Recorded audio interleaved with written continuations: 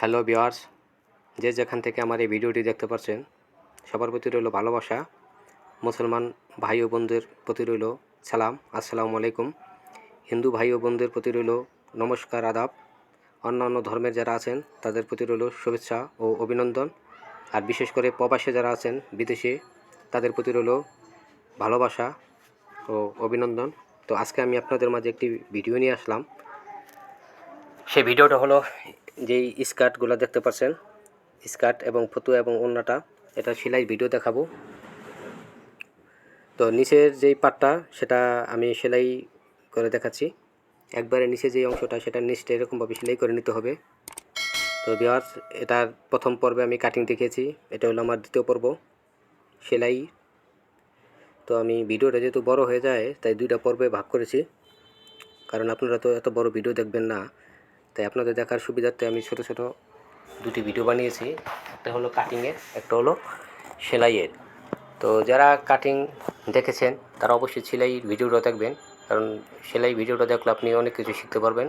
এটা কীভাবে সেলাই করতে হয়, বিশেষ করে আমাদের বোন যারা আছেন, যারা বাসায় সেলাই করেন, তারা আপনারা যদি এই ভিডিওটা দেখেন তাহলে আপনাদের বাচ্চাদের জন্য সুন্দরভাবে এরকম স্কার্ট এবং ফতুয়ার ভিডিও আপনারা দেখলে বাচ্চাদের জন্য তৈরি করে দিতে পারবেন স্কার্ট এবং ফতুয়া। তো তারা সবাই দেখবেন। তো এখন যে সেলাইগুলো দিচ্ছি সেটা হলো উপরের লাইনিংয়ের যেই পার্টগুলো, সেই পার্টগুলো আমি জয়েন করে দিলাম। তো এখন যে জয়েন দিচ্ছি একবার উপরে যে পার্টটা সেটা, তো এই যে দেখতেছেন আমি টিকিন দিয়েছিলাম, সেই টিকিনের সেলাইটা দিলাম। টিকিনের সেলাইটা এরকমভাবে দিতে হবে। টিকিনটা দিলে শেপটা সুন্দর হয়, কারণ যেহেতু এটা কোমরে বেল্ট আছে, বেল্টটা শেপ না দিলে এটা সমস্যা হবে। তো টিকিন দেওয়ার পর আমি এটা 4টা পার্ট একসাথে সেলাই করে দিচ্ছি, সাইডে আটকাইয়া দিচ্ছি, এরকমভাবে আটকাই নেবেন। তো দুই পাশে 4টা পার্টে এরকমভাবে সেলাই করে আটকে নিতে হবে। তো আমি এক পার্টে দুই পার্টে সেলাই দেখালাম। তো এই যে 5.5 যে দাগটা দেখতে পাচ্ছেন এটা হলো চেনের, এটা কিন্তু চেন হবে। হ্যাঁ, এটা যেহেতু স্কার্টের চেনটা আপনার বাম পাশে দেবেন, সবসময় বাম পাশে দেবেন, কারণ মেয়েদের ক্ষেত্রে স্কার্টের চেনটা বাম পাশে দিলে ভালো হয়। তো স্কার্টের চেনের পরে যে সেলাইটা, সেই সেলাইটা আমি দিয়ে দিলাম। এখন চেনটা লাগাবো, তাই চেনের অংশটাকে লবে একটি সেলাই দিচ্ছি। লবে সেলাইটা দিলে কি হবে, দেখতে সুন্দর লাগবে এবং মজবুত হবে। তো সাইডের সেলাইটা দিলাম। তো এখন আমি এটা চেনটা সেট করে দিছি। তো ভিউয়ার্স, যারা চেন লাগাইতে ভিডিও খোঁজেন তারা কিন্তু এইটাও দেখলেও চেনটা অবশ্যই সহজে লাগাতে পারবেন। চেনটা কীভাবে লাগাতে হয়। তো আমার চেনের সেলাইটা শেষ হয়ে গেল। এখন আমি এটাকে কোমরটা সাইডে আটকে দেবো। তো এটা আমার কোমরের মাপ হলো 19 ইঞ্চি। তো আমি 9.5 ডবলে 9.5 হবে। তো আমি সেলাই করে দিচ্ছি।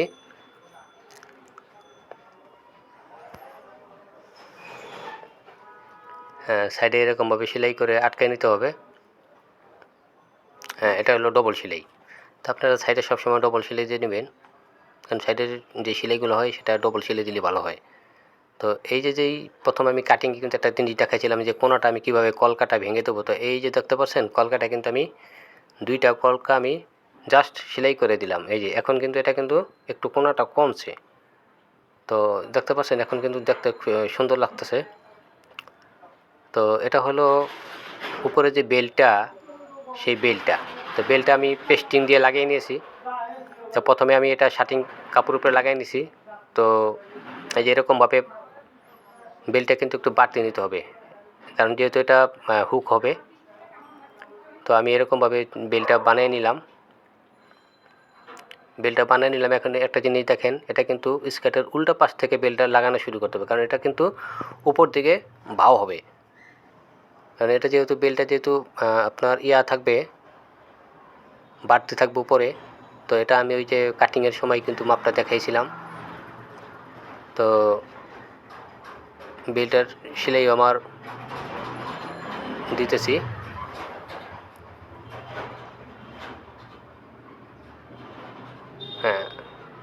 ওই যে দেখছেন আপনি এর দিকে কিন্তু এই যে বাড়তি আছে, প্রায় 2 ইঞ্চি পরিমাণ বাড়তি আছে। তো তো এখন এটা চাপ সেলাই দেওয়া হচ্ছে। বেলের যে চাপ সেলাইটা এরকমভাবে চাপ সেলাই দিয়ে নেবেন। তো চাপ সেলাই দেওয়া হচ্ছে। তো ভিউয়ার্স, আপনি যদি আমার চ্যানেলে নতুন হয়ে থাকেন তাহলে অবশ্যই চ্যানেলটিকে সাবস্ক্রাইব করবেন, চন্দ্রিমা ফ্যাশন ইউটিউব চ্যানেল। তো পরবর্তী ভিডিওটা যদি পেতে চান তাহলে অবশ্যই কিন্তু চ্যানেলটিকে সাবস্ক্রাইব করতে হবে।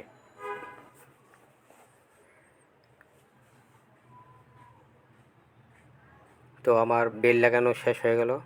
তো যে বেল লাগানোর পরে এরকম হয়েছে। এখন কিন্তু স্কার্টের সেলাইটা শেষ। এখন এটা আমি উপরে যে ফতুয়ার যে ইয়াটা সেটা সেলাই দেখাচ্ছি। তো এরকমভাবে আটকায় নিতে হবে। লাইনিং জামা যেরকমভাবে আটকে নেন, এই যে একবারে নিচে হলো বাটার বেলায়, তারপর হলো শার্টিং, তারপরে উপরে যে পাটটা, তো এরকমভাবে আটকায় নিতে হবে। প্রথমে আমি এটাও দেখাচ্ছি। হ্যাঁ, এই যে আটকানোর পরে কিন্তু এরকম হয়েছে। এটা হলো সামনের পার্ট। তো সামনের যেই পার্টটা সেটাও কিন্তু এরকমভাবে আটকে নিতে হবে। তো আমিও আটকায় নিতেছি।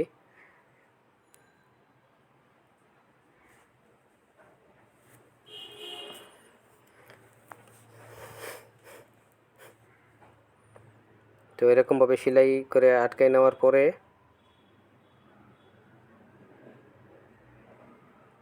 তো এখন কিন্তু এটা কিন্তু সামনে যে অংশটা সেটা কিন্তু দুই পাশে দুইটা ভাগ আছে। তো এটা আপনার ব্লাউজ যেরকমভাবে সেলাই করতে হয় ওরকমভাবে আমি আলগা কাপড় ধরে এটাকে কিন্তু পাকা করে নিতে হবে। তো এই যে দেখছেন ভাঙ্গার কাপড়টা এরকমভাবে করে নিলাম দুই পাশেই। এটা বাড়তিও রাখা যেত, তো যেহেতু বাড়তি রাখি নাই তাই এরকম আলগা বর্ডার দিয়েও করা যায়। তো এরকমভাবেই করলে ভালো হয়। তো এই যে দুটোটা পার্ট কিন্তু আমার সেলাই হলো। এই যে এরকম করে সেলাই করে দিলাম। এখন আমি এটাকে দেখাচ্ছি হলো কাঁধ সেলাইটা। তো কাঁধ এরকমভাবে সেলাই করে নিতে হবে।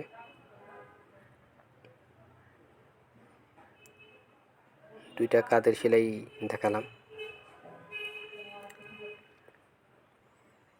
এটা হলো তেরা করে কাপড়টাকে নিতে হবে। সেটা হলো মোড়ার যে অংশটা, এটা যেহেতু হাতা হবে না, তো যে এরকমভাবে এই কাপড়টা কিন্তু উরপ কাটতে হবে। মোড়ার যে কাপড়টা, এটা ভাঙ্গার কাপড়টা, এটা আমি জাস্ট খালি ভিতরে ভেঙে দেবো। তো দেখুন কীভাবে ভেঙে দিই।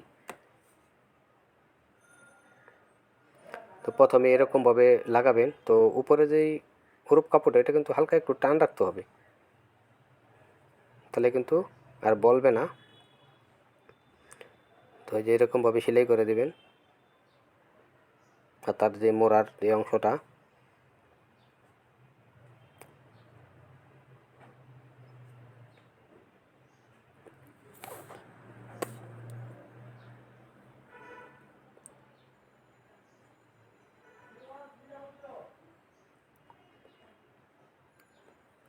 সেলাই করার পরে যে এরকম হলো, এখন আমি এটাকে মাপ দেখব। তো এটার বডির মাপ আছে কত, 25 ইঞ্চি, আর নিচের ঘেরের মাপ আছে আমার 22। তো বডি কোমরের যে মাপটা, সাইডের যে সেলাইটা সেটা আমি দিয়ে দিলাম। এখন এটা ডবল সেলাই দিছি।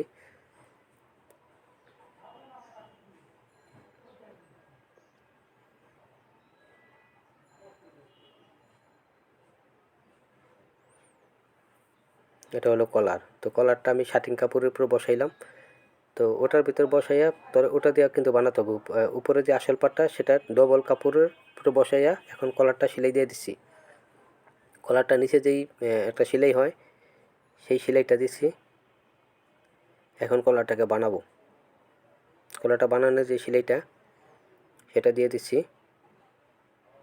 কলারটা কীভাবে বানাতে হয় সেটা দেখাচ্ছি। তো এরকমভাবে সেলাই করে নেবেন।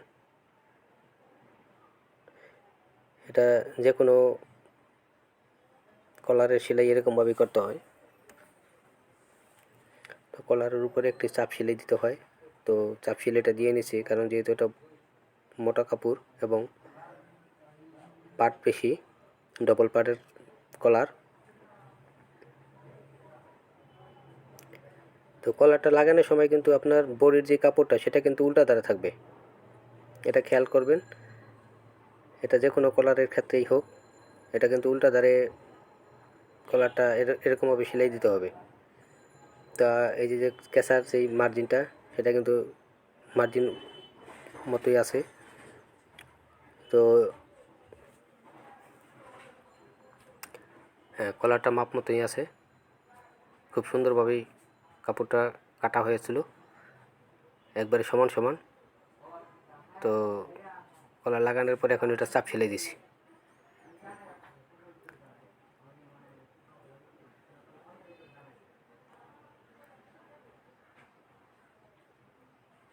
তো ভিউয়ার্স, যদি সেলাই ভিডিওটা যদি ভালো লাগে তাহলে অবশ্যই লাইক করবেন, কমেন্টস করে জানাবেন কেমন হলো, এবং অনুরোধ থাকবে ভিডিওটাকে শেয়ার করবেন, আর চ্যানেলটিকে অবশ্যই সাবস্ক্রাইব করবেন। তো এটা যেহেতু সামনে হুক হবো, তো আমি এটা নিচে একটি আলগা হুকের পরে যে আইয়ের ঘর থাকে ওখানে একটা কাপড় লাগাই দিতেছি, কারণ এটা ওর বডির নিচে থাকবে, ওরকমভাবে লাগিয়ে নিতে হবে। তো এটা হলো নিচের যে সেলাইটা, সেই সেলাইয়ের করে দিচ্ছি।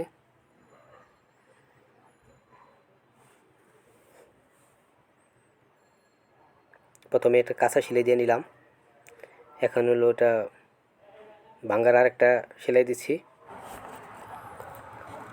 তো এটার নিচের যে ভাঙ্গার সেলাইটা, কাঁচা সেলাইয়ের পরে এটা পাখা সেলাই বলা হয়, তো আর একটা সেলাই দিয়ে নিতাম। তো এরকমভাবে সেলাই করে নিতে হবে।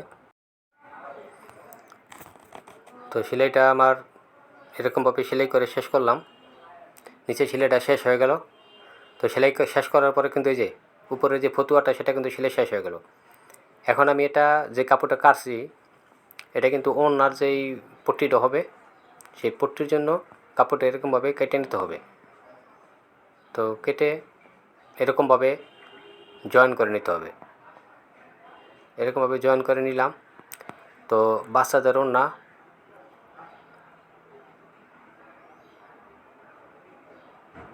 তো চওড়া নিচে আমি কত 15.5। তো এরকমভাবে ওড়নার প্রথমে পট্টিটা লাগাই নিতে হবে। ওড়নার পট্টি কীভাবে লাগাইতে হয় সেটা আজকে দেখাবো, এবং সাইডে যে কোনা কীভাবে করতে হয় সেটাও দেখাবো। তো দেখেন কীভাবে সেলাই করা হচ্ছে। ওড়নার যে পট্টির কাপড়টা সেটা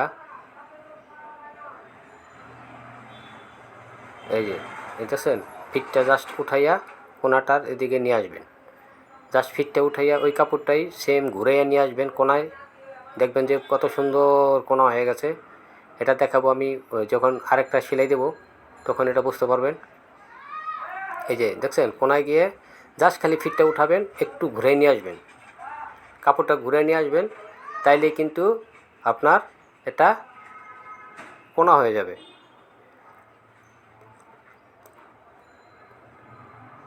তো আমি এখন এই যে চাপ সেলাইটা, সেই চাপ সেলাইটা দেখাচ্ছি। তো এরকমভাবে চাপ সেলাইটা দিবেন ওনার পট্টি।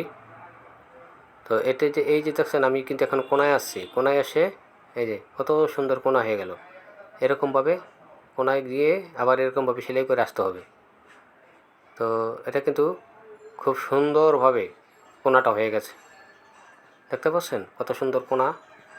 হ্যাঁ, অনেকেই আছেন এটা কোনা করতে পারেন না। তো ওনার সেলাই আমার শেষ হয়ে গেল। তো এখন এটাকে বলে বাংলা হুক।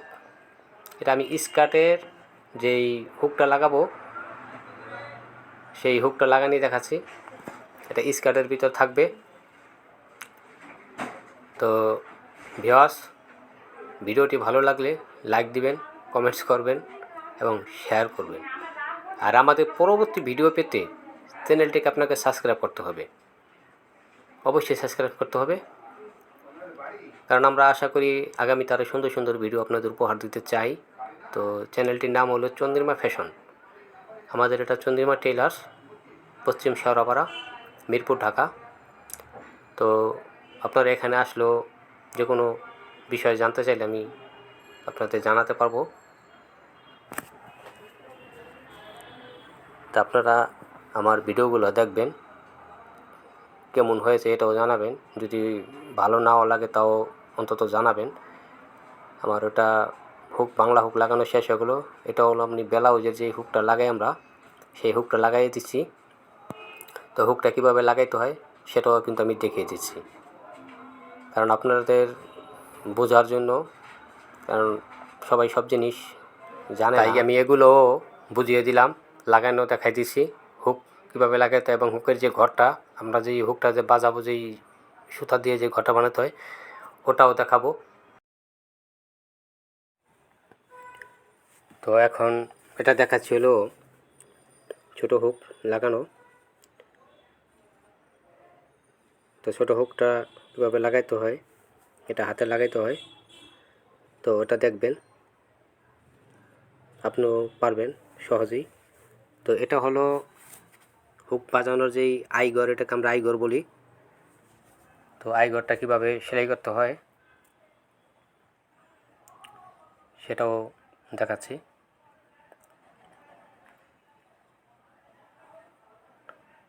তো সুতার ভিতরে যেরকম করে সুই দিয়ে দিয়ে আইগরটা বানাতে হয়।